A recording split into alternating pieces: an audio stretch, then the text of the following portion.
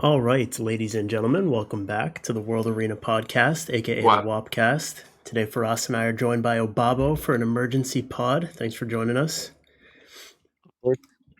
So today we got balance patch notes. It's also the start of Special League. Wish they would have lined these up a little bit better so that we were starting Special League with having the patch itself, but we can't complain too much. But yeah, before we go into like the line by line, what are your guys' first impressions? Obviously, we haven't gotten to try anything yet, but Obabo, lead us off. I mean, at least there's a lot of things that I want to try. We'll see how much it actually matters in the end. But I think you could have some like good impact at least this patch. yeah. I'm still disappointed on the Oliver side of things, but I'm also like a bit worried with the Vanessa thing as well. If it's just gonna make the same dynamic Oliver has, or It'll be like, interesting. like it's good for countering Oliver, but then like, are we just making a meta where space between Oliver and Vanessa now the whole time? Like, I don't know. I mean, I would say that's at least something because we had like metas like that before a bit when it was like Sierra versus Vanessa. It was very similar. So we might get something like that now. And now at least both sides have 33 lead, so maybe it feels better. Yeah. We'll see. Yeah. Ciara versus Chiwu too, and his peak was like you're just battling over those two 24s, unless you have like an FDs or something if you're cheating. Is this like what people want though? Is a battle of speed leagues? Like, is that? I don't. I wish they would have just nerfed Oliver and called it a day, see what happens. But like, I mean, I think worried. everyone wants a. I think everyone wants a battle of speed leads over like one speed lead trumping for sure. every other speed lead. Yeah, it's definitely better to have more if they're going to exist, but it would have been nice to just see what the game looked like if Oliver just wasn't what he was. But also, before we start, just a reminder, this Saturday, April 1st, 8 p.m. EST is the WOP tournament. So anybody can join. Head over to twitch.tv/Zigbear and be ready to fucking throw some hands. It'll be the same rules as Special League, so no LDs, so you'll already be rooting for it, hopefully. It should be fun. But yeah, we can get into the patch here. So first line, we get a Manon nerf, which is kind of surprising. This is the very next patch after her buff, right? We didn't have one in between. Yeah. Well, they've already proven with more. You remember more? They buffed him. Well, the patch after they nerfed him. Right. So I guess which is good. I find this as a good thing that they're willing to just backpedal really quick. Yeah. I don't see that as a bad. We've actually kind of asked for it before, right? Yeah. Like, who cares? Try it out. 2 months. Okay, we fucked up. Go back, and that's it. Yeah. And that's fine if it's 2 months. Except Oliver, apparently, he can go around for almost a whole fucking year. But everyone else, they're okay. And I mean, thing is, like they've been starting to do that with LDs as well, right? Like with like Gurkha. Yeah, they hit him super fast. I just hope they like actually buff them up to a decent state fast as well, because it's kind of worrying, like seeing both Gurkha and now Onyuki to a slightly lesser extent. Yeah. But still. So yeah, Manon, the change to her, 2 changes, is her stun chance got cut in half. Used to just be automatically whenever you revenged, you threw out 100% activation rate stun. Now it's 50. And her damage on her passive only is reduced by 22%, which is good. That passive hit stupidly fucking hard. Like, that's 22% of a very large number. So she actually lost a lot of damage in that. So well, I love his 22 though. Like, the most specific number in this game ever is 22, and they just said 22. Yeah, I mean, for me, this nerf is kind of just like. It nerfs her in like just the weird way, like, because I never care when units are strong. I just hate when they're stupidly RNG oriented, and like that part of her has not changed really at all. So for me, it's like, do I go in and fight a Manon and feel like any better about what's about to happen in the match? Maybe a little bit, but not much. So I don't really know what this does in the end. I mean, the thing is, she like I would say RNG has like 2 different identities, because one part is the like revenge with the actual damage and stun. Yep. Yeah. So if they go hard nerfing that site or like that side of the cookie, then she kind of like becomes more centered around the parry. Yeah. Except now she's both, so I guess they're just like hitting one of them. Because I think if she Yeah. just had a parry, the RNG element, it wouldn't Yeah. feel as bad because then you would be like, then you know what to do against it, kind of. So if it was up to me, the nerf on Manon, I would have liked it like the first hit, she just can't activate 15%. She can't activate the parry. So like if somebody does run the Molong Icarus Wusa comps into her, they can just take her out. You have to use her versus multi-hits, basically. Yeah. Like, yeah. That'd be kind that's of what cool, I wanted actually. to see is that's out. Like, don't have me risk my Molong S3 on any unit I choose and just all of a sudden I just miss it. And it happens a little. 15% is often enough where it's annoying as shit.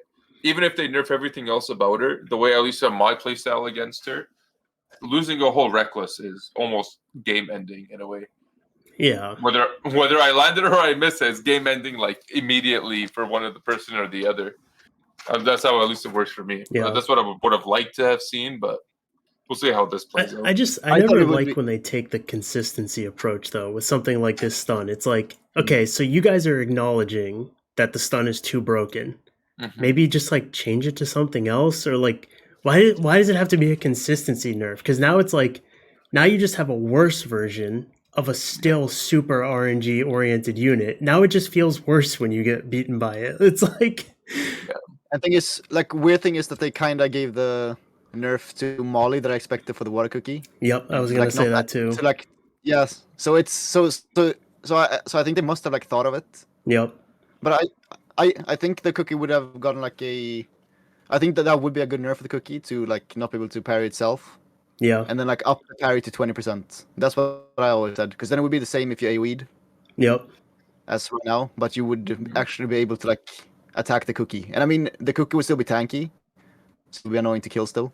Yeah. You should be allowed to semi play around these units. That's why these units are so frustrating, is because right now it's like you can't really play around it. You can pick things that are on paper good into it, but if it just decides to whoop your ass, then you get your ass whooped. Like that's all there is to it. So the next line is her partner in crime here, Molly, Light Mermaid. So she is getting the change that her passive that gives a 15% chance for your opponents to glance can now not glance her. So, and she's a light unit, so nothing is going to naturally glance on her either. So basically she just can't be glanced. Outside of like glancing hit, debuff, or whatever. This is pretty cool. I mean, I don't know how much this changes in RTA, but like it at least gives you the ability to like kind of play around her. Like if you are using like a Verd to kind of out pivot that comp or outpace that comp, you now have a unit on that side that you can hit that can't fuck you, you know? So yeah, it's kind of cool. I think it's I think this was a lot of people in the guilds were talking about this is more of a siege thing than an RTA thing, but this is I'd say she's pretty significantly nerfed in RTA too, because just the fact you can hit somebody, like she's easy to target, right? Like sometimes you're like wondering what do I want to kill first, but if I glance, I'm screwed. Now you can like have a surefire way to just delete the healer, always push it back with Oliver, since Oliver's still going to be a thing. You're not concerned about Molly glancing the pushback anymore, right? Or any unit for that matter. Pushing it back to keep the heal at bay is that's just added to how to deal with Molly now, and I think it's a pretty decent nerf for her. I don't know how viable she's going to be in comparison to other healers. When I know, I think Molly would still be like. I still think she's like the best, one of the best healers. Yeah. Still, I think she's pretty. I would say she's a lot weaker in siege for sure on defense. Yeah. For RTA, I think at least when you pick Molly correctly, this nerf shouldn't matter much. Because I don't think like when you pick Molly correctly, this passive even matter that much. Because I think she should always be picked more for sustain, rather than like getting lucky on glancing a bunch of stuff. I wouldn't know. It's only Molly, but I mean, she definitely like that's how it plays out. There are units in the game that heal more than she does, so like the glancing definitely does play a large part in why she's used, you know. So it's just it's just when you get to stack all these passives together, like she kind of disappeared for like several seasons until Manon came back, or till Manon came out, and it's like, oh wait, we can just stack these passives, and now I'm a gamer. Yeah, we'll have to see. She'll probably still be Turn 2's best healer, but at least it doesn't feel hopeless fighting her anymore. Like you can do some outplays and have a target to hit. I think we have a new best healer, but that's just me. So Camilla, yeah. Oh. So next line is Onyuki. They are completely removing his 30% damage increase from his passive. So this does not. He still has a 50% boost when he pops out of a stun, but his damage overall, in or out of stun, is now just straight up 30% less. S1 and S2. This is a huge nerf. I mean, yeah. we have spoken about it on the WAP before, about like that 30 floating is very recent ones we've done as well, and we never ever said take the whole 30 out. No, God no. We have neither of us have ever said that, and they just straight up get it up. Obviously, it's not based on what we say, but we knew 30 would be too much. The whole 30 is too much. Yeah, and I think Obabo, what do you think? I actually said that they could take away it all. I think last WAP, but I also said that they should like put it in the other part of the passive. Yeah, so make it actually the other part like remains as strong as a like CC counter bruiser, instead of like being strong into everything. Yeah, I remember. Because I think that was the issue, because everyone could like first pick him into any comp, and since he was strong into bruisers and strong into CC, he always worked. Mm-hmm. Yeah. So I guess we'll just have to see how strong he is against CC teams still, if you pair him with good stuff. Because I mean, he will still get the 50% increase from moving out of stun. Yeah. But I mean, even that is reduced by 30% now, so we'll have to see. Yeah, and like I do think it's weird that he basically doesn't have a damage increase yet or anymore, like without having that prerequisite of being stunned, because like even Kaki gets bonus damage from defense for whatever reason. Like, and Suki gets the stacks of attack power. Like if Kaki had Onyuki's S2, he would just do more damage than Onyuki. Mm-hmm. Like the only reason Onyuki's still going to do more damage than Kaki is just because it's the better S2. It hits way harder. But if they traded S2s, Kaki would literally be the stronger one because he has bonus damage from defense, which is kind of weird. But yeah, the next one is kind of out of left field, but yeah. Actually, one more thing about Onyuki. Like, sure. I feel like they could even have done something like kind of like Fire Monkey, where if he has gotten stunned, he gets like a 40% damage increase for the rest of the game, kind of. So it will be 10% higher than the initial, but it will be 40% lower than it's like one-shot thing. Yeah, but he becomes a time bomb. I mean, kind of, but not just really. Waiting to fucking board wipe you. This was too much. It's just too much. All three of us here agree. Non-Onyuki owners will say this is too much of a nerf, right? Yes, he whipped the board with me all the fucking time, but too much. Even though I do think this is a big nerf, and it is, I still would have him in the top 10 to 15-ish of LD5s. So like, it's not like Gurkha fell straight out of there. Yeah, like he's so. This is not a Gurkha level nerf. This is still a super viable unit, but like I just think there's some more.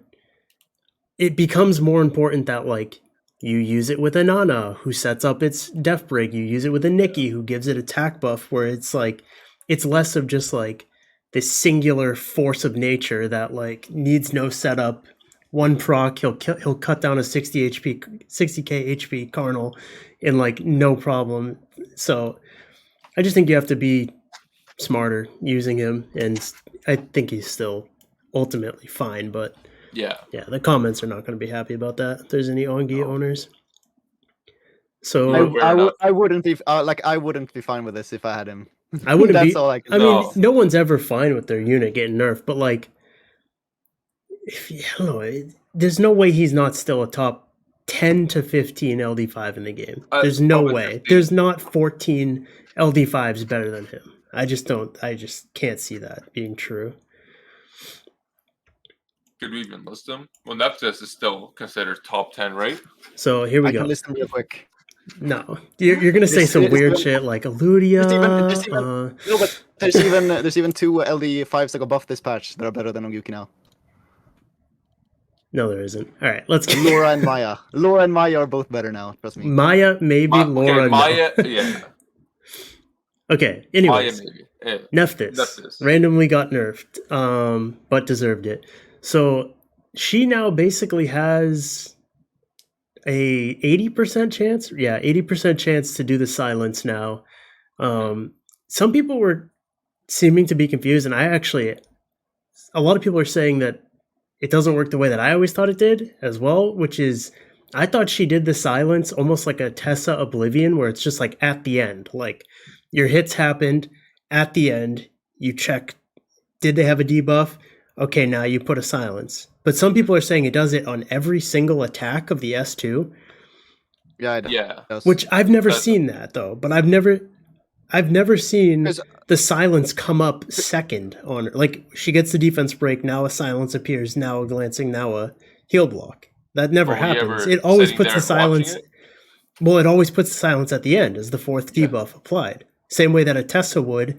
If it S1'd you, it's going to go dot to the left, Oblivion to the right. Like that's just how it always goes, right? So but I'm curious. Wouldn't she still apply silence on her S1 now then? If it worked like that? Because she would apply the attack break first, then do the Tessa check for the silence. I don't know. I mean, I don't know. I figured they just maybe coded it a little bit better than that, where it's like, did you hit a unit with a debuff? Now apply silence. I don't know. It's just weird that when she does an S2, if it's checking right off the defense break, why is there no silence just coming up in between? It always comes at the end. So I don't know. We'll have to just see. But I think it does work the way that you're saying, that after the first one hits, let's say, what's her first debuff? Glancing? It's not defense break, is it? It's death break, yeah. So death break, and then the second hit applies whatever ends silence, and then whatever ends, end silence. And I think this is mainly meant to be an S1 nerf more than an S2 nerf.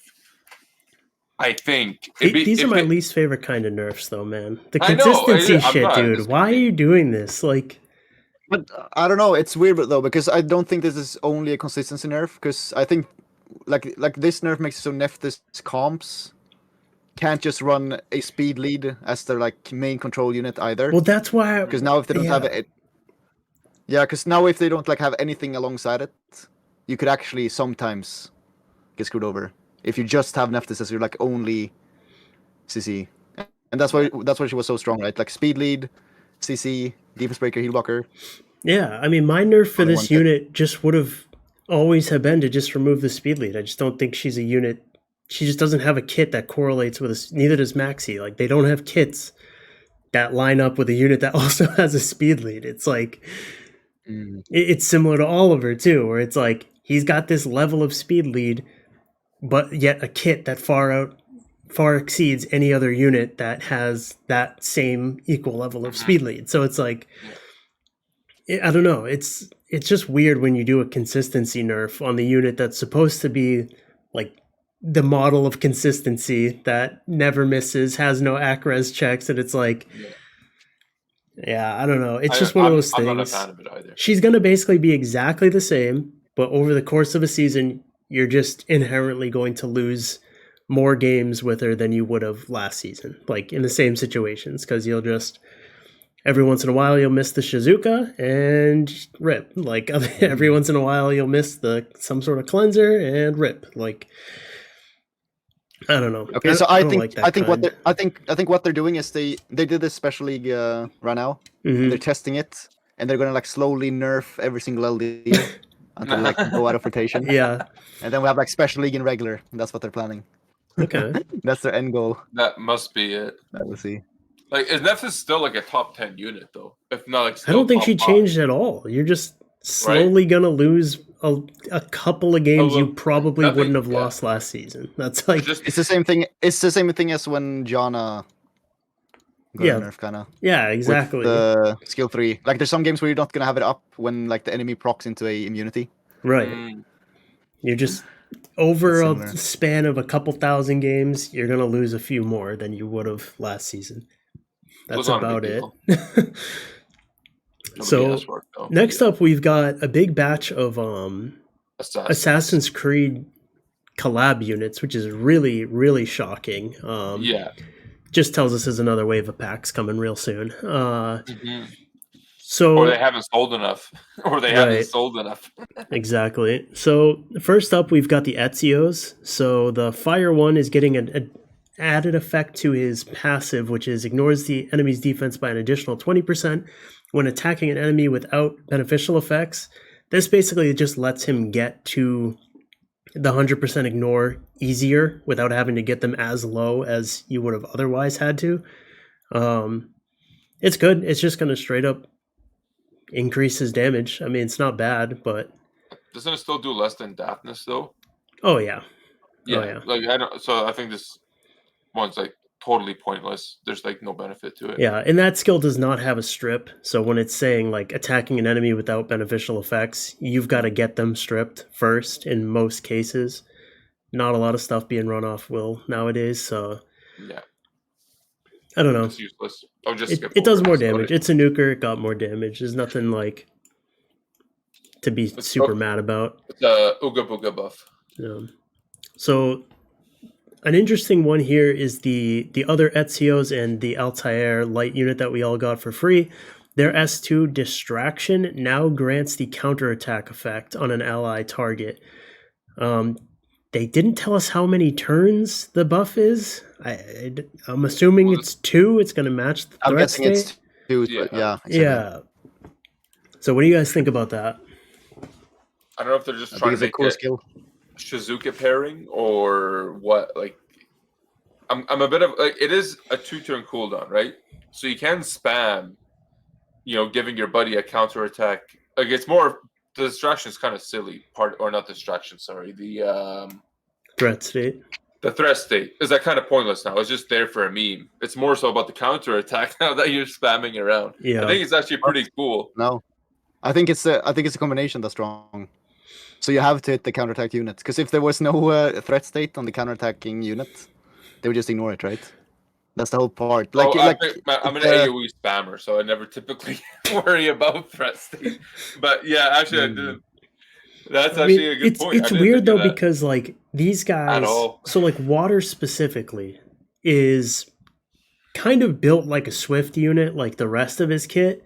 So you don't really get the counterattack state up when you want to. Like they're just kind of awkward. Like you want to do both skills on turn 1. Like if you don't get both skills off on turn 1, the value of them drastically decreases. So it's like, it's just weird, It was like Joe Gunn before they got the additional turn off of the scroll trap. It's like, I want to do both. If I'm waiting until the second turn to do one of them, its value is significantly lessened. So it's like, I don't know.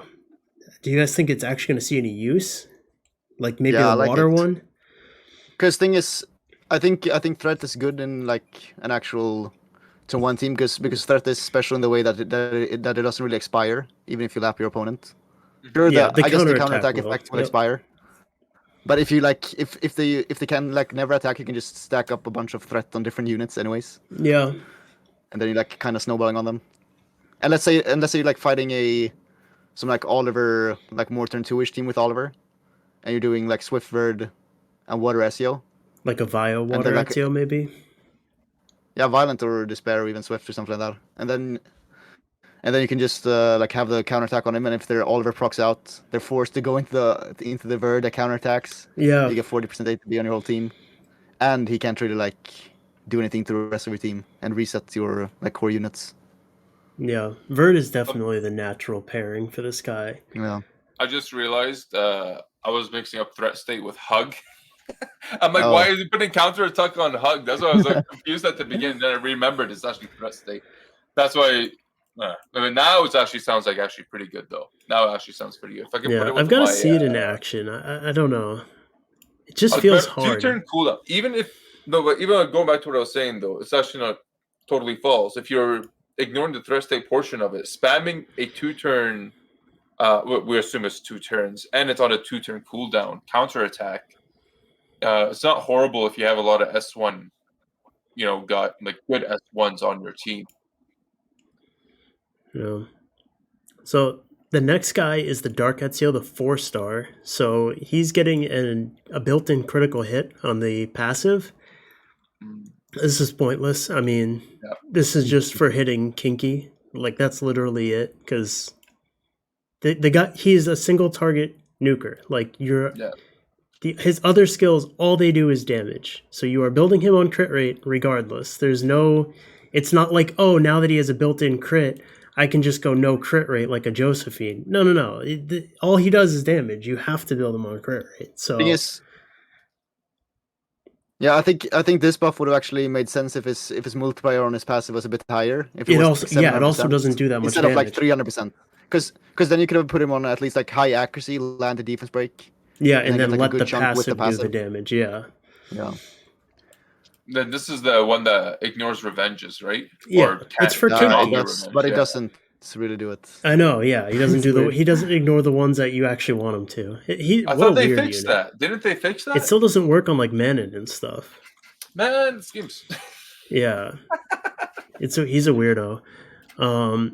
So the next one is Nimble Assault for the Fire, Wind, and Dark. This has got to be the S2, right? I don't really know the names. Yeah, S2, yeah. I have it open now. So now they decrease the attack bar of the thing that they're hitting by, with a 50% chance. There's no change in the amount of bar. We love it. How much is the amount of bar? What's the number? 80% chance by 50% with a 30% chance. By 50%. Okay. Yeah, so what's the So it'll be addition on 70. it? Oh, okay. It goes okay. Yeah, it'll be a 70% chance. I mean, sure, that's whatever, it's fine. Once again, these guys are all nukers and their base stats suck. So building accuracy on these guys is damn near impossible. So it's really weird that they're getting like debuffs that they need to land. It's not like you can really utilize that. And then Ezio Light, skill cooldown of assassination is decreased by 1 if the target enemy dies.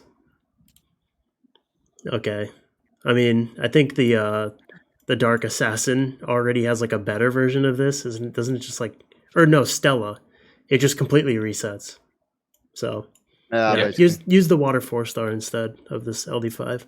I thought they were gonna quickly adjust the Res Awakening on this, but I guess they're gonna wait till next year. So next up is Fire Bayek. We love Fire Bayek. He now has a defense break with a 30% chance on that's probably the S3, right? Gotta be. Mm-hmm. Yeah, it is. So a 5-hit, 30% chance to defense break. It's a 2-turn defense break too, which is pretty sick. Yeah, that's just awesome. I mean, it's just such a massive nuke. Especially if you get an early one. You defense break on the first hit, Jesus Christ, dude, you'll wipe something off the map. That should have been crossed out for next game. That guy won't even be able to use it. I think both Obabo and I agree this is probably the best assassin unit right now. That's after the patch. Assassin unit? I don't know. I was using him a bit today actually. I mean, of course, he's not buffed yet. Yeah. But I think it would be pretty good. Yeah. I think Water Ivor might actually be good too. I mean, I really want her. She's my most exciting one. Yeah. Yeah, because thing is, we'll have to see how much they change the passive requirements. Yeah. Because if you can afford to go like less defense and go for a higher damage build, while still being tanky because of the passive, and now you also get the added like pushback on the strip with S2. Mm-hmm. She's gonna see a lot more use, I think. Come to us. You still have time to change her awakening. By the way, just saying, the patch isn't live yet. Change her awakening accuracy, please. Yeah, do it now. But they gotta stop with this Res Awakening. They gotta, dude. At least put it on a unit where it makes sense. No one looks at Riley and goes like, "Oh, that doesn't make any sense." Like, no, it makes fucking sense. But when you look at this unit, it's like, why? No, why? Riley has to have accuracy awakening. They can't change that. She has to have it. Wait, Riley has accuracy? No, she doesn't. Oh, okay. I was like, wait, what's going on? He got that my brain for a second though. But back to Firebake, I think actually he's viable on a utility build that I was talking about earlier with you, Obabo. We were saying, because I was saying if I just, let's say you don't have a Cardinal, you wanted a Cardinal-like unit, it's pretty much now Firebake. I think he's better than Cardinal. They have both of them. They're different. I don't want to say one's better than the other. What's nice? Okay, like, so if you... wait. One thing I'll say though, like I would say if you want like a utility-based or like similar to utility Cardinal, you just pick Rika. No, I feel like Rika and Cardinal are like. Well, the strip silence. Strip silence, 5-hit, additional damage, defense break.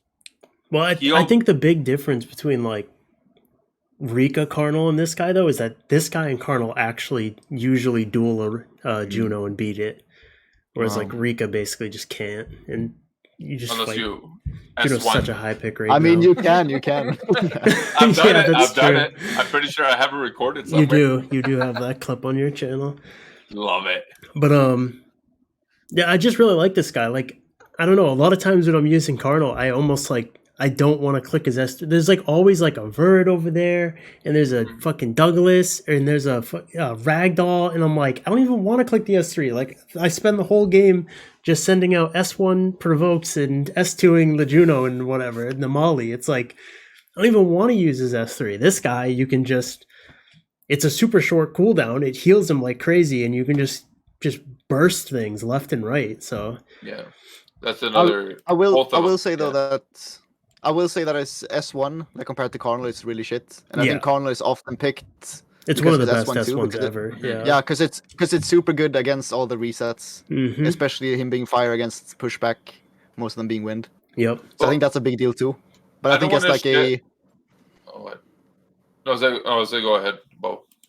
Oh yeah, I was gonna say like I would say this guy is more like fitting into the comps which are not as reliant on AoE strip, where people would otherwise use like Cardinal for more for his S2 and S1. Meanwhile, for like the AoE teams, Cardinal would still do a lot more, I think. Yeah. So it's a little bit dependent. I'm saying he's a little bit self-sufficient though with the strip hit to defense break, right? He does have that ability. And another thing is his S1's 100% activation.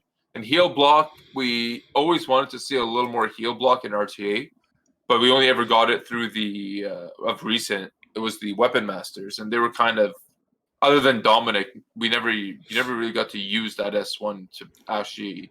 Yeah, because they were too squishy, right?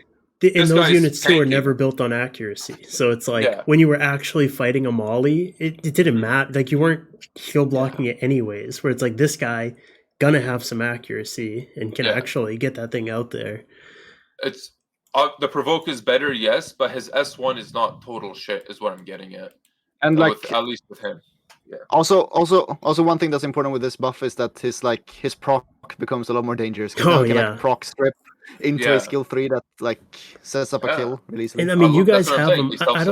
I don't have him, but like, how hard does his S2 hit? Do you think? Like, can he also proc in the reverse, where it's like the S3 gets him down to like 30-ish%, and then the S2 can actually just kill it now that its defense broken, or do you think he doesn't hit that hard? I'm not really sure. From what I remember about the scalings, is S2 is more attack based than HP based. I can't remember because I was looking into it as well for myself. And then because I have him on a heavy HP, like I have like 250 attack on him right now. I have no attack. It doesn't do a whole lot. Like obviously it's being carried by the HP scaling portion of it, and a lot of my my artifacts are focusing on the S3 portion, like by quite a chunk. I have like no S2 focus at all. So I'm not seeing a big, like it can obviously do big damage though, but not as big as the S3. It'll definitely finish off a unit. 100% it will. If it needs to be done. If you're on the defense break on the 5th hit. Yeah, well, because then it's kind of like a Han, but like obviously you have to proc, but still, you get that S3 that gets them like really, really low, and then now they're also defense broken. It's like, do you just have enough damage to get the rest of the way to kill it if you proc? It'll be interesting to see people's builds. I think it's way worse than Han in like obvious ways, but it's also better in one case, because like this guy can either be a setup with the strip, or it can be like a follow-up. Yep. He has like I would say he has multiple roles now, which is really nice. Yeah. And he's also I was tanky using him a sometimes. lot. He's actually one of the reasons I fell out of top 100 last season when he first came out. I got him and I used him immediately on my Cardinal runes. And I was using him as a utility build, and everything was fine until the S3 hit. Like we were in like 20-30%. Right? He lost all the HP. He was doing nothing with the S3. I'm like, come on, like do something, kill a unit. It's not doing anything anymore. Thing is, because it's pure HP. Yeah. So I will say Go. I was cutting off. I got way too excited about what I was supposed to say because I think this guy does have some competition now at this patch. Because I think Xiongfei is gonna be really similar to him. I love Fire. It's gonna be good. Frost can confirm. I was using him last season with my Wedgeot and the triple pandas, and he actually hits. I was using a crit rate one. He was already doing really good damage. I mean, I had defense buff in my team, but now it's going to be even crazier. Wedgeot buff confirmed. Yep. That's it. So the other Bayeks, they whatever.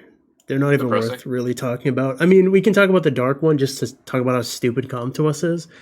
But yeah, I mean, he now strips after the stun check. So love it. GZ, you're so oh my man. He's still worse than Celia. How can we get here, bro? Celia can literally be stunned. Obabo is the definition of positivity when it comes to balance patches. And I need you to be positive about this dark Bayek S3 right now for me, please. Please. It's very good to strip Josephines without proccing your passive. Oh there you my go. God, he actually fucking actually said something that makes sense. Nope. Okay. I thought he was gonna go the Juno route where it's like now you'll stun it, give it the speed buff, and then take it away. That's legit too. That's legit. Clive had come to us. But dude, you literally have a unit like Celia who has basically the same goddamn skill, but she doesn't even have to attack or anything. Like, she can literally be stunned herself, and it will like go and snag something and sleep it. Like, oh God, this guy's so bad. Next up is Cassandra. They're getting a 10% damage increase on the ignore defense nuke. That's pretty good. I mean, mine's doing like 25-ish K right now, so nice little bonus. 27.5 now. No, I mean, thing is, I think one sad thing for the Cassandras is that they're buffing like the two hard-hitting battle angels at the same time. I know, in a better way too. So yeah. Love it. So next up is hold on. What? Their awakening. Oh, ignore me. Go they ahead. have decent awakenings. They don't have dumb awakenings. Like this next unit. So Water Ivor, they're reducing the requirements to activate her passive. Mm-hmm. Who knows by how much, but I think the number for defense is like if it's like 550-ish plus defense, I think she actually becomes a pretty fucking good unit. Like if it's like somewhere in that range, the 500 to 600 range that you need. Because right now you're just wasting so many rolls on defense to force that part of her passive to just turn on, and yeah, not great. But it's hard to really comment when we don't know what the new threshold is going to be. If it's like 850 now, well, she's still super hard to build. So I mean, one thing that we do know at least is that she gets the ATB decrease on that too. Yeah, they're trying really hard to make this thing Aegir 2.0. Yeah, should have been absorbed, man. Yeah, I know. So the water, wind, and dark. Actually, technically, all of them. Every Ivor now has a S2 attack bar manipulation. So, water Ivor, wind, and dark now have decreased by 20% with a 50% chance. That must go up, right? Because that already has dots on it. Let me check actually. Oh, what? I have it open for which unit? Ivor S2. Yeah, it does. So 70%. Oh, that's nice then. So pretty good. Triple hit. So yeah, you can get up to 60% bar reduced on people. Not bad. The Fire Ivor and Light actually got a pretty sick buff because I really like this Fire Ivor already. they now, instead of decreasing the enemy's attack bar, they now absorb it by 50%, which is really insane, especially for the light one, because she's just like, this thing is just an attack bar machine. Like, I don't even understand, but it's just a Tianlang fodder, basically. Yeah, that's true. Bring it in to me, please. Okay, this next one's one of the best ones on the patch, IMO. So the Totemist Dark, Maya. Yes. Her S4, I'm guessing this is, the Tribe Totem, now is an AoE strip provoke for 2 turns. That is fucking insane. Okay, so 50% chance. Yeah, 50% chance, but full strip is 100% chance to land. Yes. But the provoke is 50%.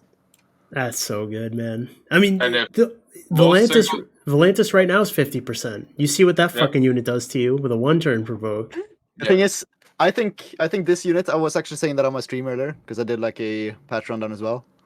I think this one goes into like top LD territory. She's really high up there. I think this is like very similar to what Gurkha was before.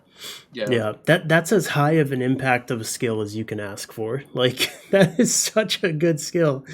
And it's also, if you guys aren't familiar with how the totemists work, I mean, if she's taking hits off of these provokes, she can keep doing it. Like, exactly. Every time she takes a hit, she gets another stack of the totem. And every time you get to 4 stacks, she just gets to blast it again. So... And I will also say that the build for her is going to be like triple revenge. I was thinking despair revenge, but yeah, I would do triple revenge because it's really good to. Okay, let me just finish. I know. I'm saying go. That's what I'm saying. Go. Because wait, now I kind of lost my train of thought. But triple revenge.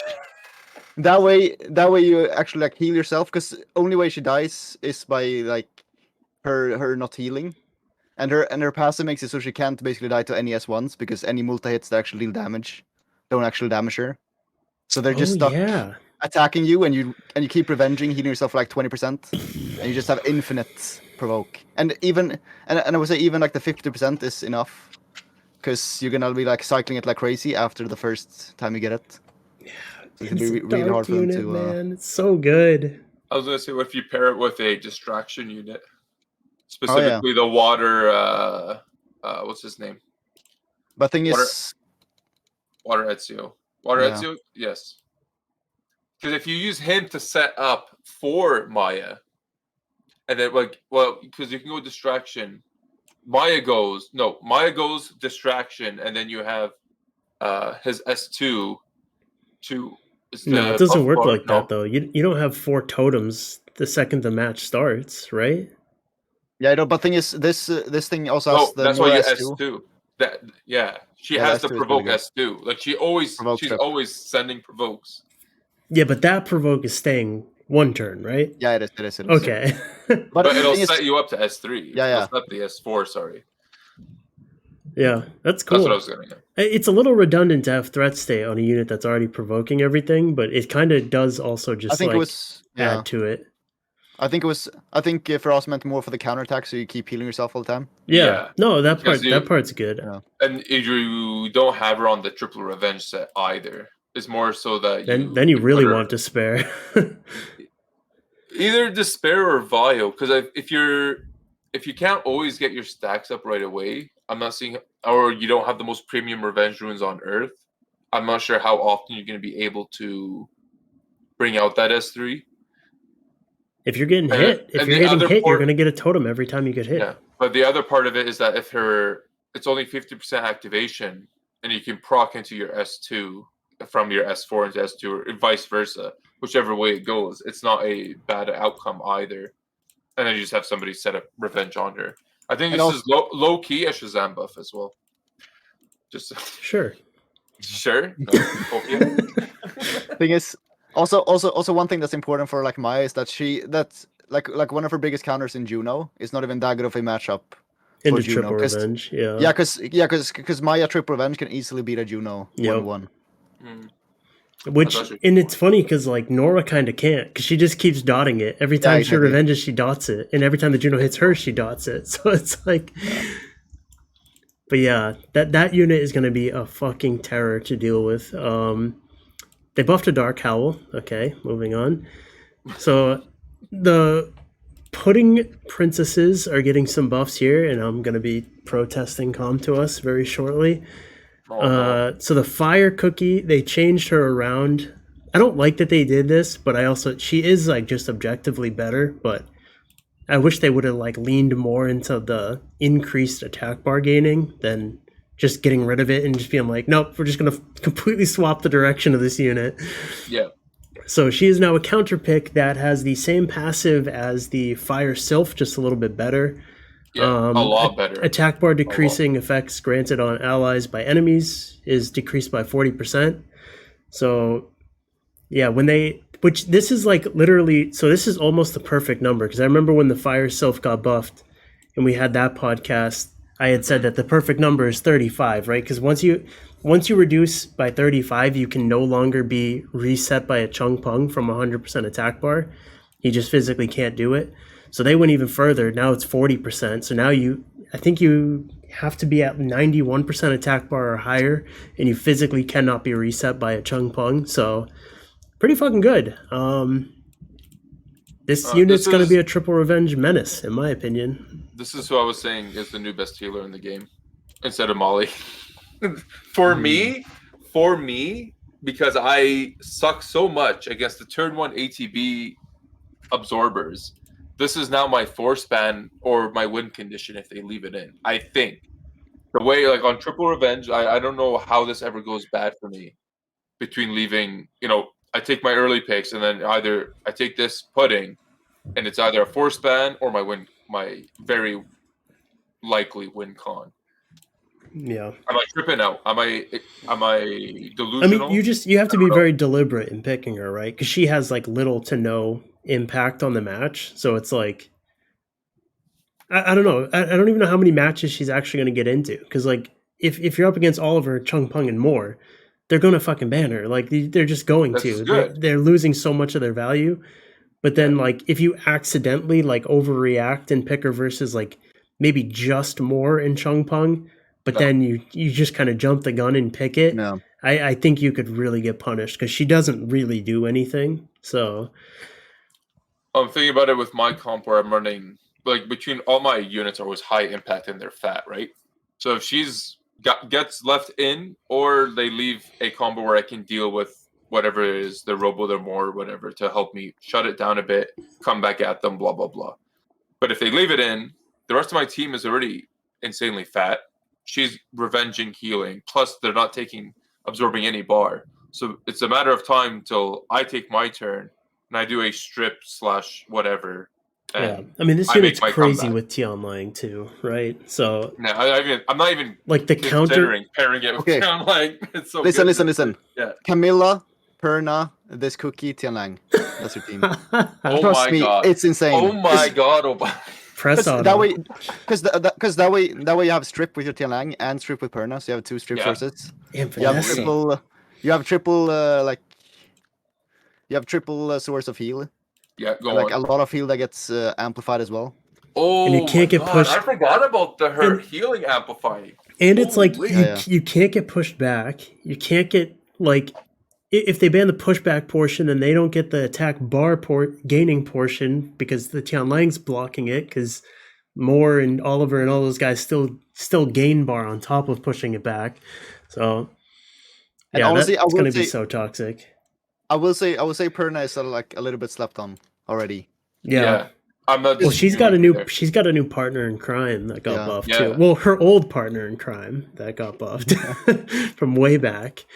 So yeah, Fire Cookie gonna be a pain in the ass. They also buffed the shield of that whole family, I think, right? Yeah, the 20%. And Shield it's like an AoE heal. I wish it cleansed like just one debuff, even if it's just one debuff. But maybe I'm greedy. That'd be a damn good S2. Jesus Christ. Yeah. They buffed the wind one. It reflects more. Okay, cool. They went to the what? That's kind of cool, dude. What do you mean? What? That's pretty sick. 50%, 50 or 40. Okay, explain. Listen, this is my new cleave. Okay, so I have Wind Cookie with this new buff, and then I run Trinity and Seraph with them, who like delete their own shield, and then you just do like infinite damage to the enemy. Wait, wouldn't the Trinity hurt itself? Wait, how does this work? Yeah. Okay. So my plan was to have like the shield up after the Wind Cookie moves first, and then my Trinity and Seraph damage themselves to like break the shield, and that way you like deal extra damage from the shield. Is that actually how it works? Isn't the unit that gets hit? Yeah, doesn't Trinity kill herself? Is that what you're getting at? Yeah, it is. Oh no, hold on. I know you're cool. I wonder if that works. It doesn't work. It doesn't work. I'll just say that. But that was like one thing that could be fun. It might work with Alexandra though, because Alexandra works a bit differently. It doesn't work with Wind Cookie, sadly. Yeah, no, this unit's still kind of shit. You could probably make a cool or like Guild War offense off of it or whatever, where you just like funnel the attacks of something into, I don't know, big shields, whatever. So the Water and the Dark one, they got a cooldown reduction on a skill you never click. So great. It's awesome. You never click it. There's a difference. Yeah, because after 500 games of using Adriana as my first pick, I realized even if I was aiming at a Verd, it was always better to take the heal from the S1 than just blindly throw a Oblivion out. Like, Verd is maybe an extreme. That's probably the only unit I ever actually targeted with it. But everything else, I just take the heal from the S1. Nana's kind of nice too, right? I don't know. I'd never targeted any of those units because it's just like, if you miss, you lose so much tempo off that turn. The skill does nothing else, and it's like, I don't know. The heal just always was more. That S1's so good. So I don't know. I do kind of see what you're talking about. Because if you miss it, it is kind of, you just lose the whole turn. It's just gone. You do nothing, whether it lands or not. Like, I can see it as a setup, but it's not like there's an additional turn mechanic to it either, which would have been better than having it reduced to a 3-turn. Because if you can S2, well, that would have been crazy. If you S2 the Verd, then throw up your S3. It's like, I don't know. It's just when you have that good of an S1 and that good of an S3, to risk missing, like, you do it if you have to, right? Like, okay, my Chung Pung's about to move. Yes, I'm going to try to throw this onto the Douglas. Like, for obvious reasons, you're going to try to Oblivion it. But, like, in a general situation, you just take the guaranteed value of the S1 or the S3, and then you just play it out. Like, in the long run, you just win more games doing that. I think it's good for the Dark one, though. I think this is still good for both of them. Like you can still spam your S1 for the games where it's better, but this still helps you in the games where like your S2 is actually relevant. I mean, it's obviously like a buff. Like, the skill didn't get worse by having a lower cooldown, but it's just not a good skill. I mean, I don't know. I don't like it. I've used a lot of this. Who's the other one that has it? Oh, the Dark one. But yeah, no, I read this and completely de-ruined her. She was locked and loaded. She was ready for Special League, and I was like, I'm not succumbing to this. Ruined it preemptively. Not doing this to myself. All right, so now the big ones, okay? So Valkyrie Fire, Vanessa, effect added, removes one beneficial effect on the enemy target. This is her S2 defense break with a 2-turn cooldown that now has, and it's a 2-turn defense break, and it now strips. This skill is so good now. It's ridiculous.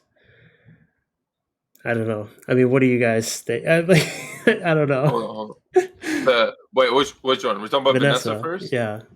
Okay. Well, as we said at the beginning, I don't know if this is just another Oliver ability or Oliver dynamic added to the game, right? Where it's like you first pick a Vanessa and your opponent can go either way. And it's impactful because that skill, it's like, why, if anyone's like wondering why does that matter? This is a 2-turn cooldown, dude. Yeah, that you can just keep doing it. It's like 2-turn cooldown. You're spamming strip defense break and a 2-turn defense break, by the way, as well. So it that benefits does good damage. Turn 1. That also does good damage. it benefits both turn 1 and turn 2. So this is where we're talking about, like, does it introduce another Oliver dynamic where, like, they made a 33 lead that's too good just to try to counter the Oliver lead? I don't know. It's too early to say, I think. But it feels like it. Maybe I'm tripping balls. Maybe Obabo has a positive outlook, as usual. Please enlighten us. I mean, I think it's obviously very good. I think this is probably more neutral first pick than Oliver now.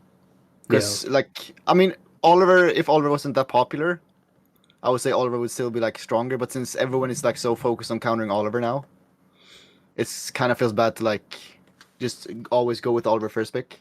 Yeah. I think Vanessa is a lot more, like, innocent in terms of a speed lead.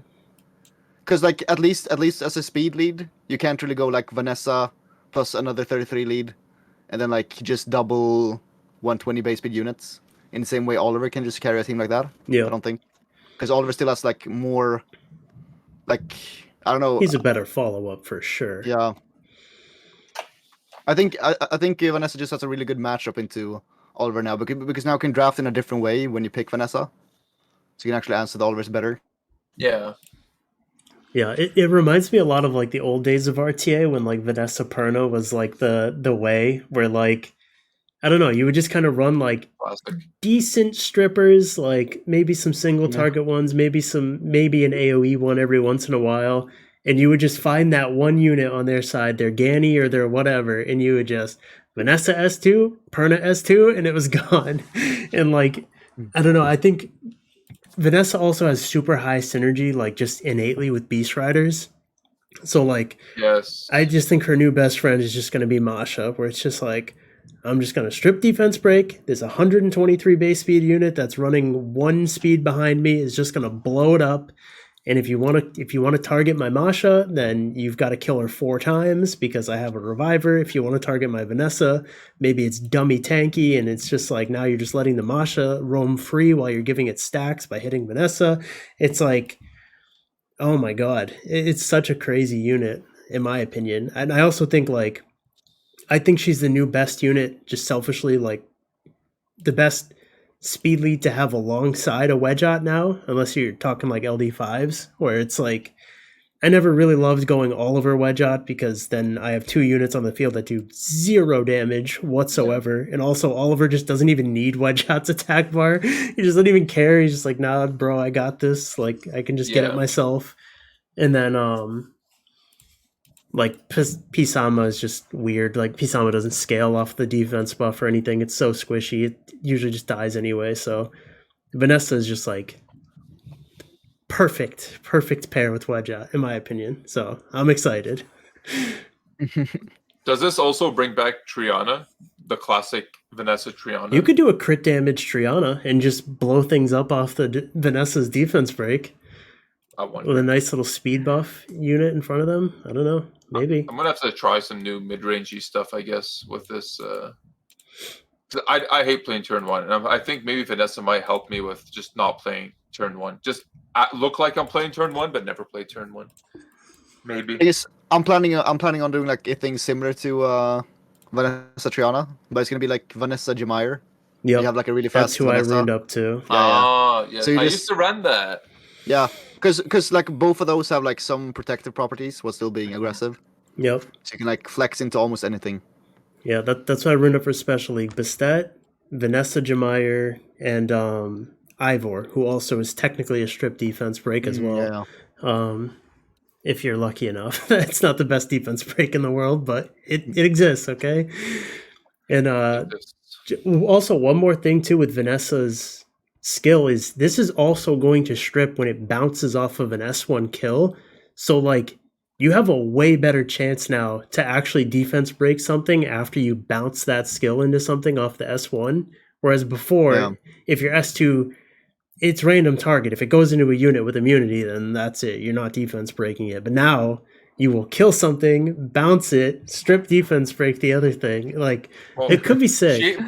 It's going to happen. Vanessa, I mean, you play enough games, that shit's going to happen, and it's going to swing games for you. I think we're lucky that she awakens into res. Otherwise, we'd be having like a very like this is too good. She's one of the hardest units to rune to do everything that you want her to. Like, especially when you now have a double act check, it's like accuracy becomes really important on her, and that's really fucking hard to do. Accuracy slot 6, baby. That's what mine's. That's built what you on had. right now. Did you actually end up doing that? Well, I built her like pure tank in front of a bunch of nukers, so I'm gonna try that for now. But I just want to say also, I would have loved to seen their S1 buff to 50% activation. Holy crap, she would be a fucking machine. But this was before, their S2s were touched. But now it's like anything you say now is just too much. Yep. So like, Camilla, cool Camilla freezes. Yeah, Camilla now has a freeze. That's pretty cool. I mean, I don't know how much accuracy you're gonna have on your Camilla to actually 0. like consistently be able to do this, but I think it's really good. Yeah, it's better than nothing. I mean, that's probably the best thing they could have given her, especially because that skill also slows. So you put that unit down for a while. I think she's very, very good, Camilla. I think I might actually have to do that comp that you're talking about. Yeah, you should. I'm looking at Camilla and I'm thinking about it, pairing it with Fire Pudding. Well, you're gonna have to wait because you can't use Tianlang in this league. No, I don't. So next up is a Chroma. She now has a glancing hit for 2 turns on her S2. I mean, it's a weird buff, but I mean the combination of silence and glancing is just inherently good. It's what Nephthys does right now, where it's like you can't use your skills with cooldowns, but you also now have glancing for your S1. It's pretty good. I mean, I don't know. It's not a bad addition. An addition is like it could have been anything really, and glancing is not the worst of it. Yep. Could have been a heal block. Yep. So I mean, the Dragon Knights. I don't know. Do you guys care?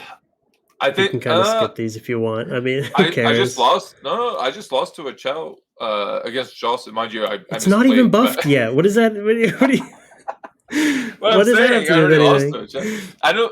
There's actually been a lot of times last season, the season I just finished. I'm like, man, if I had my Chow rune, I would love to slap it down right now. And maybe now I don't even know. The thing is, I don't even know. I don't want to talk about Chow too much because who the fuck cares? But I don't even know if this is a buff because a lot of times when you use them, you're using them against things like Mashas and whatevers that have a really, really hard time of killing them. I'd rather just have the bigger heal. I don't have 2 debuffs to cleanse. I'd rather just heal more. But if the Antares lands the slow and the stun, you now cleanse both. Sure.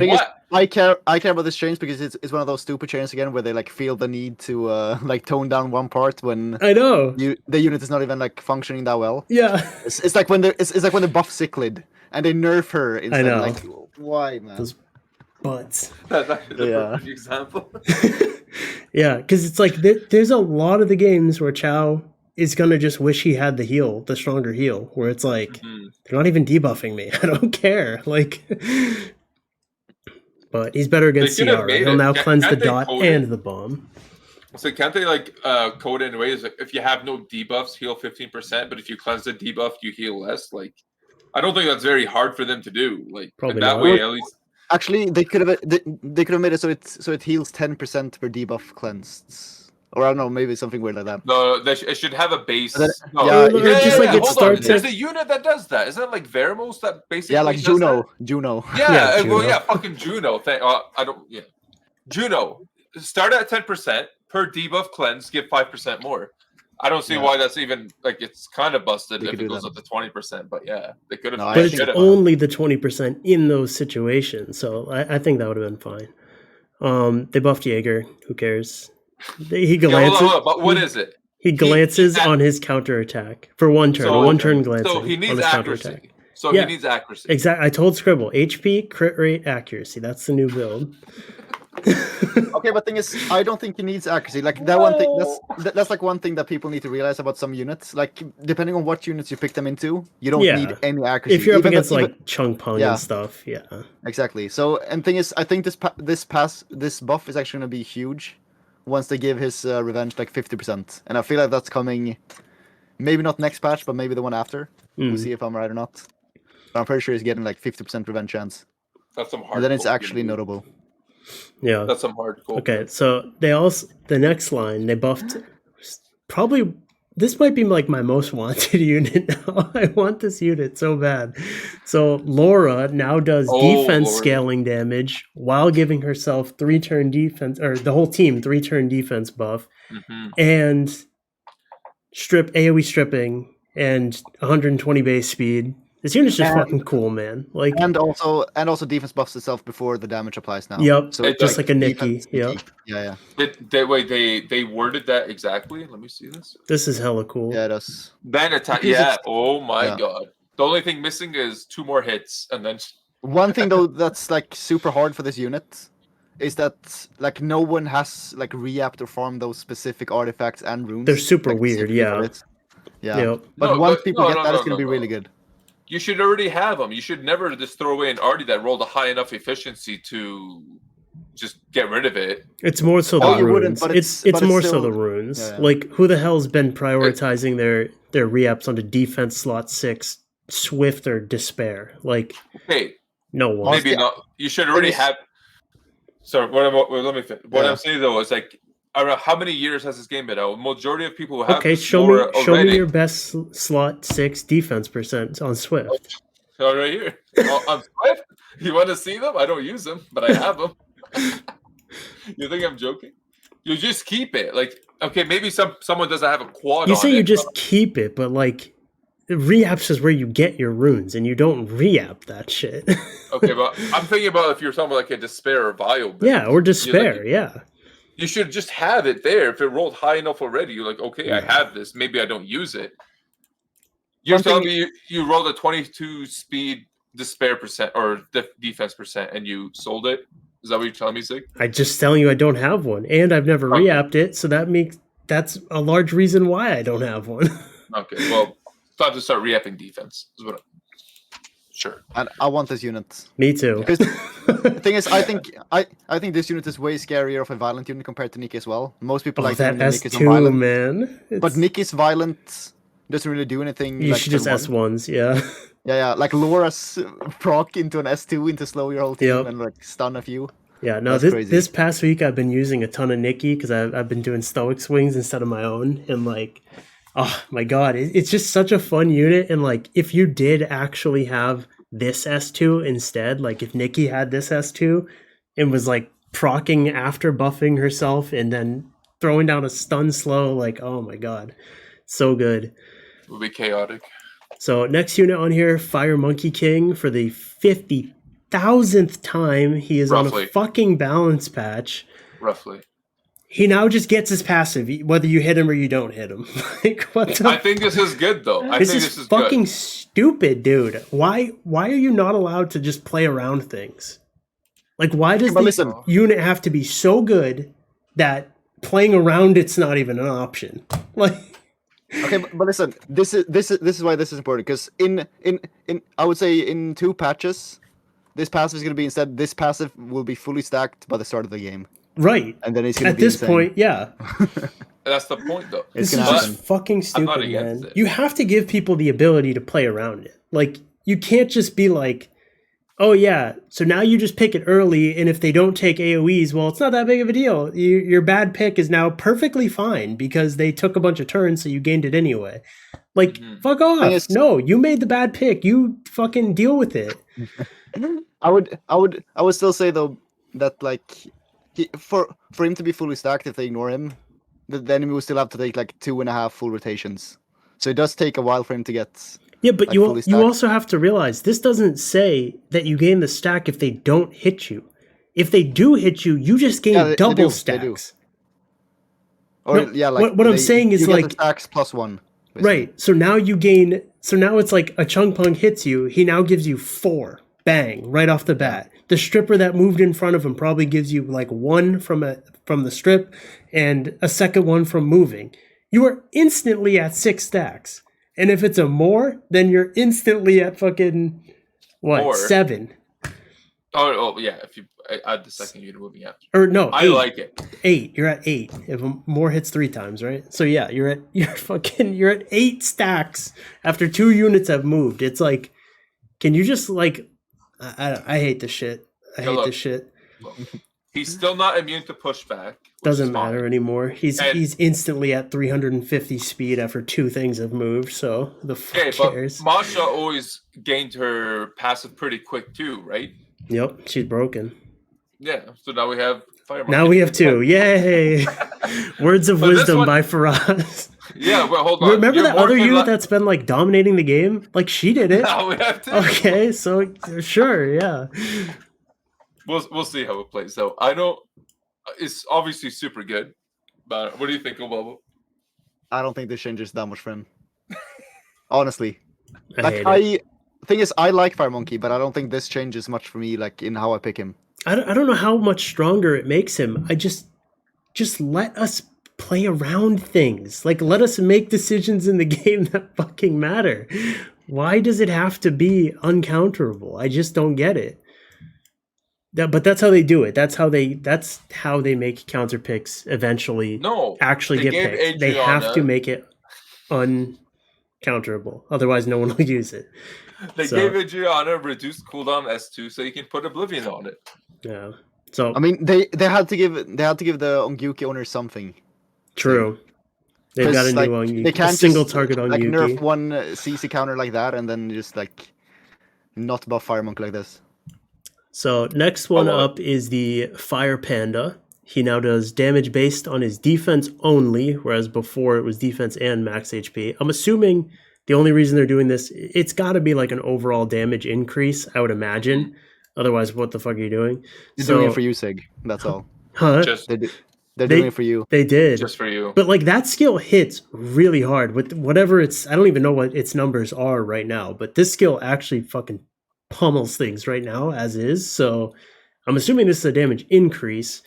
And he now also does increased damage by 20% for each harmful effect granted on the enemy. And I think this skill puts 4. Yeah. I think. So I can pop it open. You defense break them and you land your 4, you're dealing, on that last hit, you're dealing 100% increased damage, which is fucking nuts. But I want to request, Ziggy, that you actually find out how much damage your current build does and see how much more it does after. I actually want to know. I'd have to rune him back up, maybe. But what do you mean rune him back? Why'd you ruin him in the first place? Because I've been runing for Special League. All my stuff is in shambles. Unbelievable. So next one up is the Fire Monkey counter, Christina. She now has a Oblivion on her, fourth skill? Rolling cannon? Four. So probably a damage increase. It doesn't look like they took away any of her damage. So she now just basically has an extra hit on it. I'm curious to see what the multiplier on that is. That's pretty good, actually. Well, no, the new hit that they're adding. I mean, it's going to be nuts. So become Fire Monkey in one hit. So now she Oblivions on the first hit of it and then goes and splashes to everything. It's kind of cool. Yeah. I don't know. Now you need accuracy. And actually, there was a typo in this patch, because Rolling Cannon is not for the Wind one. That's the Dark one's S4. So it's supposed to be like Cannon Girl Dark. No, I'm looking at it right now. No. Nope, never gonna happen. That's for Bella. That's for Bella. No, you have burst cannon or something like that. Yeah, it is. It's burst cannon. No, bro. S4 for Christina. Yes, he's messing with you. He just wants the Oblivion on Bella. Oh my god, you fucking man! She would be better. She would be better with the Oblivion than this skill is, for sure. I'd rather have it on burst cannon than this. But it's kind of weird because like, is this just like not a cleave unit anymore? Like, what do you do now? Do you actually go on accuracy? Because she has a strip too. So not on the S4 though. No, not all on one skill, but still, like now you have this unit who has a strip, has an Oblivion, doesn't glance, right? I don't think she can glance. No, the S4 can't glance. Yeah, so I don't know. I think you're overly hyped over a unit that requires accuracy now, and like you can't build her on. I mean, I'm never going to use it. Okay, hold on. If what you're reading, I might actually just change my mind here. So I'm speaking into myself here. If the damage does not actually change, it's becoming a 2-turn, that damage is going to be kind of nuts. Well, no, what I'm saying is they're giving her an extra hit. It's probably not going to do the same damage as the current. It's not like she gets a second blast of the nuke. It's probably going to have like 200 multiplier.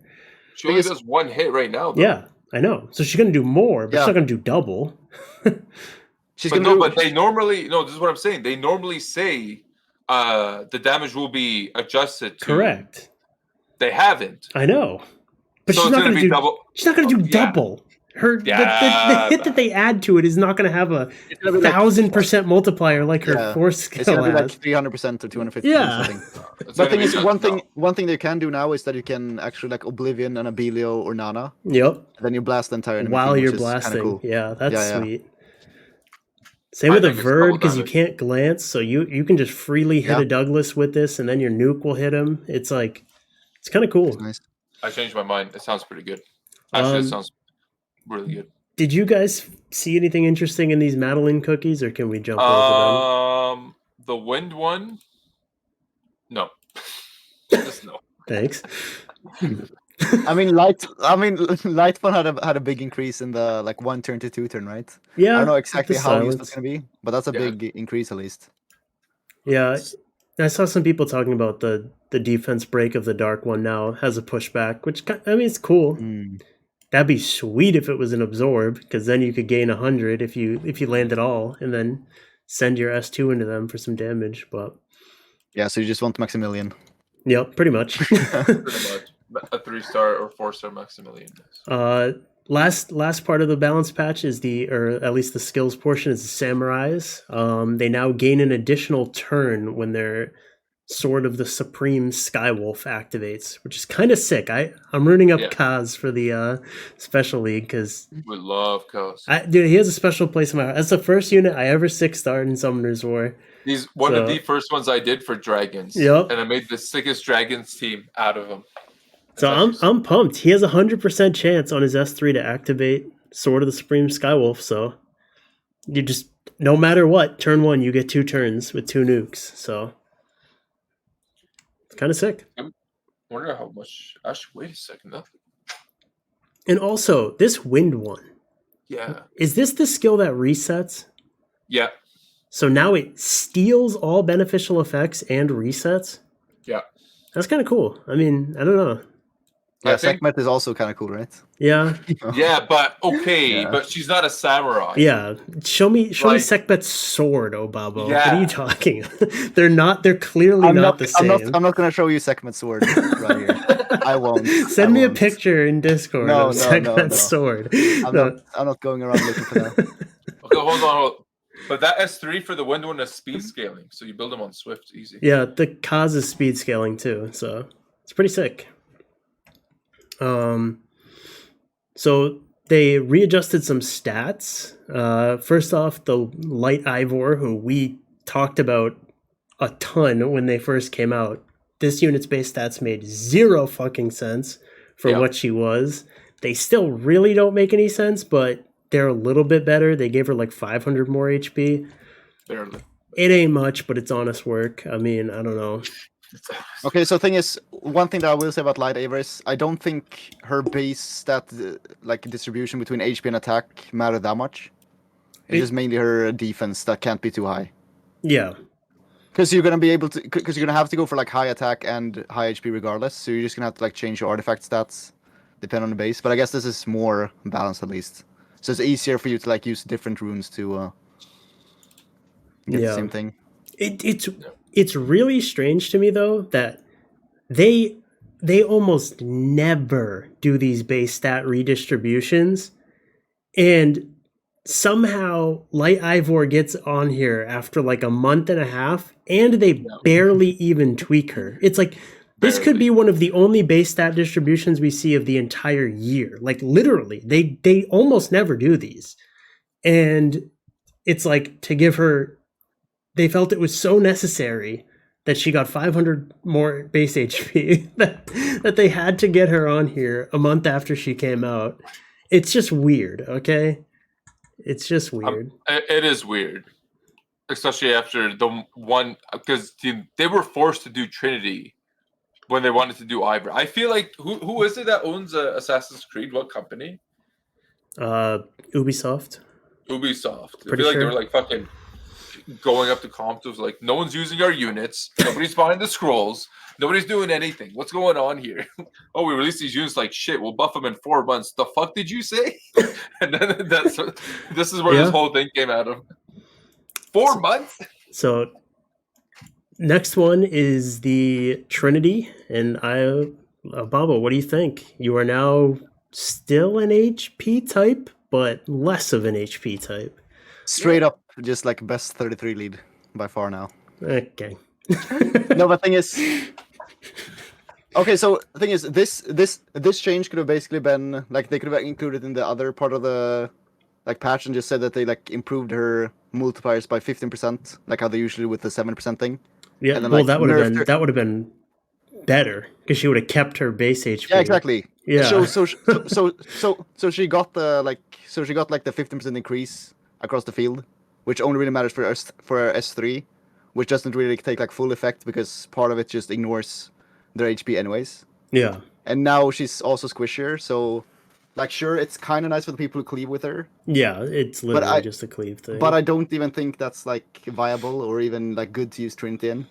I still think she's the best, like, because even, I don't know, I did a good amount of cleaving last season where it's like, there's these games where you're forced into Samath, even though you really don't want him, but you have to compete with the 33 lead. She's definitely better than him at that. She already was. She already does more raw first turn she moved damage than Samath did. Now she'll just do more. So, like, I don't know. I think Trinity Shimate is much better now with this. I will say that she is like the best 33 lead in like very few scenarios, but I will say that like Samath is the better 33 lead in like 99 to 1% out of all times. It's mostly because of the types of comps people play. Cleave is basically dead in RTA, so it's like the archetype where she would best fit, similar to like Grogan and other units that are really heavily cleave oriented. It's like, I mean, where they would fit best is just not a viable strategy right now. Okay, so reason that I say that Samath is almost always better as well is not just because Samath is always going to be better than Trinity on your team, but if you pick Trinity and the enemy picks Samath to contest you, and you kill your own team, and they have a Samath on their team to contest you, then you have like a really bad matchup. And so it's like it's hard because sometimes Samath is bad, but Samath counters Trinity hard, so it becomes a bit weird as well. It's one of the main reasons why Oliver's so damn powerful right now, because it's like all the 33s that you would contest him with, he counters them. So it's like you're picking to match the lead, but you're picking a unit that's directly countered by the unit that you're trying to match the lead of. It's weird, but I mean, if Damage Cleave could ever like find its way back into the meta, I still think that she's the best like 5th pick for Cleave. Like oftentimes with Cleave, especially in this meta right now, you don't even need a second speed lead because people just back off. But there are the games where it's like, I literally have to take a speed lead here or I'm just going to lose, and you have to take Samath right now, and he's just not enough on that first turn. He just doesn't do enough damage, not even close. Before we started recording, I fought a guy that first picked Oliver Moore, and he immediately went to turn 2. Meaning not everyone does back off. Even with 2 speed leads, they back off. I mean, I think that's good to back off sometimes, even if you pick Oliver Moore. Oh yeah, like, those two are just so versatile. It doesn't even matter. Like, what did you pick into him when you picked Oliver Moore? Frost doesn't even have a Swift unit ruined, so I can't imagine it was that aggressive. Yeah, let me hold on. It's I mean, thing is, if you picked like Tian Lang for something else, like they wouldn't really go Swift units into anyways, right? No, this is a special league. Oh yeah, sure. I first picked Cardinal. He goes Oliver Moore, and then I go Vanessa Ethna. Oh, you did go pretty aggressive. Okay. I guess. Well, if I were that guy, though, I would keep it moving. I like just speed contesting the Ethna players because it's like you just get the ability to be like, okay, if nothing else, I can just leave the Ethna and he gets to put 1 unit down, and I can still try to just piece together like a good enough 3-unit comp. What did he pick then? Because I think I would have just responded with Josephine. Yeah, he picked Josie? Yeah, he went Josephine Bird. And then I went Tomo. Then I went Tomo Changpeng. He went Juno. Yeah, that was a good draft by him, I think. Did he win? Oh no, he lost. What do you mean? Okay, I mean that was Rune Diff then, because he definitely. Yeah. No. I mean well. those. I mean the counter You're picks. rooting for the wrong guy here, Obabo. The counter picks are just. They're just better than the aggressive picks. They just are. Forgive me for not owning Juno. As painful as it is. So, next chunk, the Battle Angels got their Awakenings fixed. I'm not even going to say changed. They got it fixed. It was a bug. Yeah. This is another buff, not a revelation of what needed to be done. This is how it should have been on release. Yep. So, proceed. Yeah. Fire Battle Angel now has crit, and Sonya now has speed. What are you trying to say, Obabo? Don't justify the rest. I swear I'm gonna walk off if you do.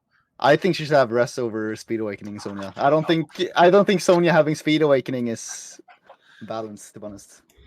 I think she's gonna be fucking This crazy. unit is gonna be crazy. Because if you guys aren't aware, these units already have 104 base speed. It's not like they're giving Speed Awakening to like a Teor who's at 95. This unit immediately jumps to Ethna's base speed at 119. So it's crazy, man. It's so crazy because she also has the attack bar gaining that it's based on how much faster you are than them, but it's also it revolves around them glancing you. You can still just use this versus like more and stuff. Like you can still just let water units glance on you, and she's just gonna be so fucking hard to kill, and just does so much damage. She's so fast now. This is a triple buff for Sonya. Like the fire one, Claire, doesn't get impacted as much, but for Sonya you get increased survivability, you get increased damage, and you also gain the innate speed to combat speed fights. Yeah. So it's like a crazy deal for her. Is this the death of more Changpeng? Depends. Between not just Sonya. All the other this whole balance patch, I think so. Sonya. I'll never pick that shit again. How are you gonna do more Changpeng? With the fire cookie. Yeah. How can you more Changpeng? And these are not even like RNG units. This is guaranteed. You take this into more Changpeng, you're getting bent over. I don't know. I feel like more Changpeng could still go into Bayek Carnal, CD Carnal stuff and just kill a lot of the time. It depends. I could see it. I don't think it's bad. It's more no. I think it's an increased rune quality to pull off more Changpeng maybe now. If going Carnal Firebreak does make that difference up. Yeah. Sonya's gonna be crazy. Like my Sonya on crit rate with hardly any crit damage, it's probably 110 crit damage on S2 in total with artifacts. And it's for 34k on unbuffed.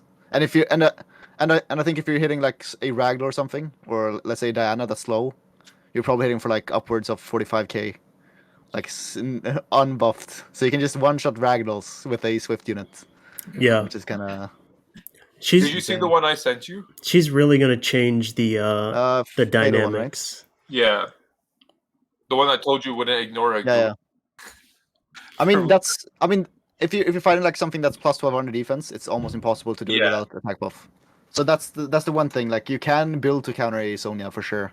Yeah, she's right in the Douglas category where it's all of a sudden now it's there's this other stat threshold you have to worry about because the thing I was thinking about is if you're using this to duel Ethnas because you're now equal speed to her. She actually has pretty good base defense, but she's generally doesn't have that much stacked into it. So it's it's gonna be weird, man. If your Ethna is slower than Sonya and you don't have a lot of defense, you just lose your Ethna immediately. And it's I don't know. It's gonna be weird. Also, one thing that I noticed today already, because I was using my Sonya before buff anyone would. And I was fighting some Douglases. And the funny thing about Sonya, since you're so decked into attack, you can actually easily land a crit on Douglas. Yep. And the thing is, even if you don't land it and the Douglas revenges him, revenges you, they have a 50% chance to land you anyways. And you just gain more A to B. It's pretty funny. Yeah, that's gonna be a super fun unit. But I feel like she's less annoying than Douglas though. Oh yeah. She's like, way by a long squishier. Yeah, and she actually needs runes that you have to farm for, not a bunch of blue runes on a Douglas, and then he just wins every game. Yeah, right? And there's also always the Leo dynamic too, where it's like it's not like you can like full lean into like Sonya Miles, I'm going crazy fat, like then you're just banning Leo every game and like, but she's still going to be super fucking fun. I'm pumped for this unit. I'm pumped for both of them. I'm going to use Claire too.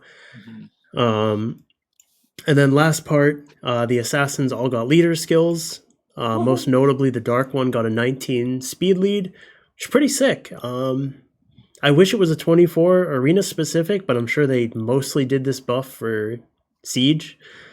But I'm going to try this unit. She's like the easiest to rune nuker ever. She awakens into crit. She gives herself crit buff while giving herself an additional turn. And then her nuke is massive. So it's like pretty good. And actually, she gains an additional turn if she kills too, right? Yeah, she does. And then her S1 nukes while the S3's on. She's like the most synergistic kit of a unit I've ever seen. She's like, everything synergizes with everything. They should just give her like the Rest Awakening quick before they. She would still be stupid easy to rune because that crit buff is just so good. But yeah, I mean, all in all, I will be honest, like there's some units I'm excited for, but I think like as far as the meta changing, I really don't think this patch did all that much, but I think there's fun. I think there's fun stuff. No, dude, I feel like this is an underrated patch. Like, and for turn, this is like there's a lot of stuff in here what I consider respectful or respectable turn 2 stuff between the fire cookie, the fire monkey.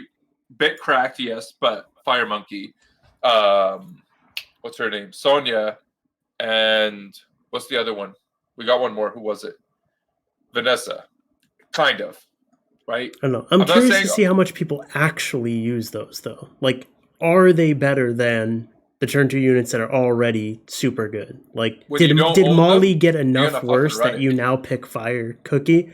I don't know. When you don't have Molly, yeah. But like in G3 where they all have Molly. Except me. But I don't know. I just don't know how much actually changes. Like Fire Cookie seems cool. Do I think I'm going to fight more Fire Cookies than I do Molly Verds? No. I just don't think so. I think I'm going to fight way more Molly Verds than I do Fire Cookie. I just think they're just better. I don't know. But what do you think of Obabo? We'll see what happens. I mean, I don't know. I mean, we'll have to see. Like, I think there's a lot of people who doesn't like necessarily play what's the actual best, like the actual meta. So I mean that's why we like always see like meta developing like even a few months after the patches happened. Like kind of like what happened this patch. Like everyone was crazy about Manon, then it kind of died down a bit, then it came back a little bit, and now it's like kind of mellowed out a bit, and she's still got nerfed. Oh, it came back out of desperation. No. I fought more Manons in the final week than I did like the whole rest of the season combined. It was like people were just like, fuck it. I'm throwing the dice. Let's see what rank I can get. Yeah, I mean, I think that might also be because people are more scared to lose last week. So they're like, they don't dare to like go for an actual team. Yep, they just play not to lose as best they can. But yeah, I mean, it should be a fun patch nonetheless, but I don't know. Like, if you guys were to say, like, let's say the top 10 usage rate units of this past season, like, it doesn't have to be exact, but like the units that you think you saw the 10 most times in RTA last season, do you think that list changes at all? Yes. Maybe like one unit gets swapped. Like, I'm sure Vanessa probably finds her way in there, but does anything else? I think Oliver's going to drop. But what's he what? Like 60%? You think he's going to drop out of the top 10 in usage? I don't think there's any shot. No, he's not dropping top 10, but I feel like a lot of people will get caught off guard. No. I think people get caught off guard with all the units on this patch on how much it affects an Oliver first pick, and then he'll back down. I don't know if he'll drop out of top 10, but he'll get pretty low. That's my prediction, at least. Because you can't first pick Oliver into Manon and Molly anymore that well. Are you like you see Oh. how effective is it going to be? How We'll see. effective will it be? I don't think it's going to be like you lost a 15 mechanic off the Molly right off the bat against her. You just delete her right off the bat. She can't be Glance. And then what's her name? Not Molly. I'm mixing them up. Holly is half the stun rate, less damage. How are you going to first pick Oliver into a Manon and Holly Molly now? Well, yeah, he's way better into those two now. That's what I'm saying. That's the. What are you He's saying? better into it. You're drawing the exact opposite conclusion from this. What He's I'm saying better is into me facing it without the Oliver. Like if somebody takes the Oliver, I know they're not going Molly Holly. I know I can go a certain route against them. If they pivot into Molly Holly, I have a better chance of winning. Way higher chance of winning. Those units did get worse. You are correct. But so you were saying what I'm saying is Oliver as a first pick for those other drop, people, for your opponent, you're saying. Yeah, as me fighting it. Sorry, yes. I'm not me drafting it. I don't draft that. But I'm not being okay. Forget it then. Maybe I'm just not being clear about it. Wait, do you mean that the Holly Molly users won't use Oliver as much? No, at all. And if, like as a first pick, you got to first pick Oliver and still go into Molly Holly and suicide now. It's such a low win rate now. It's like that's basically off the list of like, okay, this man first picked Oliver. Maybe 2 weeks once a normal league starts again or normal season. People will do it for like 1 week. They're like, wow, this is actually dog shit now. I can't win with this. Now you'll know when somebody first picks Oliver, it'll be some sort of turn one mid-range comp. And then as soon as they start playing that, they're going to see that there's Fire Pudding, there's Monkey, and there's Sonya that counters all those things, plus what's already existing. And they'll realize Oliver can't be first picked anymore. I still think though, you're saying that they're not going to combine those two units with the Oliver anymore, but I also think there's an increased incentive to pick Oliver now that those units are worse versus him. So it's like now you can pick Oliver and more effectively scare off Molly Water Holly, who no one wants to fight. Where it's like the reverse effect where it's like I'm now more incentivized to first pick Oliver because I'll beat the shit out of them if they go Molly Holly. And that's what I want to do. But if they go Oliver, now you have Fire Monkey, Fire Pudding, and the other idiot, whatever else, all the other multitude of fire. It's always weird too because when you play in high ranks, it's like there's so many of these people have several really strong LDs that you don't even really get like a true scope of like what actually changed because it's like, okay, yes, Fire Holly's better now, but 40% of the players in G3 have Ragdoll. So it's like they just still just pick their Ragdoll. So I don't know. It's kind of weird. I don't know. That's just my prediction of it. I don't know what Obabo thinks. The thing is, I think Oliver already had like a winning matchup into Molly Holly usually. And now it's way better. Yeah, for sure. And thing is, I don't think that like him having a better matchup matters that much for like Oliver's pick rate. I do think he will have like a bad matchup into Vanessa. But I think Water Ryu teams could have a decent matchup into Vanessa, since Vanessa is, even though she has a strip defense break, he can sometimes be like less proactive than Oliver. So it's gonna be like more of like there's gonna be more diversity in speed leads, I think. Yeah, I think the Vanessa thing's is interesting because like it's really difficult to like, I don't know, it's weird because like I think Vanessa Ethna is better than Oliver and whoever his buddy's gonna be as the high base speed cheat unit because like Oliver Zabala. Yeah, Zabala versus Vanessa Ethna. Yeah, something like that. Like I would in that situation I'd probably rather be on the Vanessa Ethna side. Whereas like if they go Vanessa first pick, it's you want to take the Oliver so that you have the 33, but you also want to kind of break up the Ethna pairing a little bit. So it's like, but you're not going to go double wind. They already picked a Vanessa, so it's kind of weird. Like it's going to be interesting, but I still just think like the top 10 that we just had last season, I wouldn't be surprised if 9 of the 10 are still the top 10 and maybe Vanessa snakes her way in there. Maybe boots out like Manon or something. You did think that more Chompong would be used a lot less, though, right? Oh, way I think less. both of those, but I both of still those are think it's still going to top be. 10. Yeah, I still think they're going to. I think they're still going to be in top 10. I sure as hell am not going to use them anymore because I just don't want to deal with all this shit. But I would say that's probably still the best duo for CC Cleave even after this, right? Like, it's not like a better one was released in this patch. No, definitely not. Because I would still say that if Oliver's pick rate goes down from like 90% to like 60%, with Vanessa being at like 50% more at 40 something percent.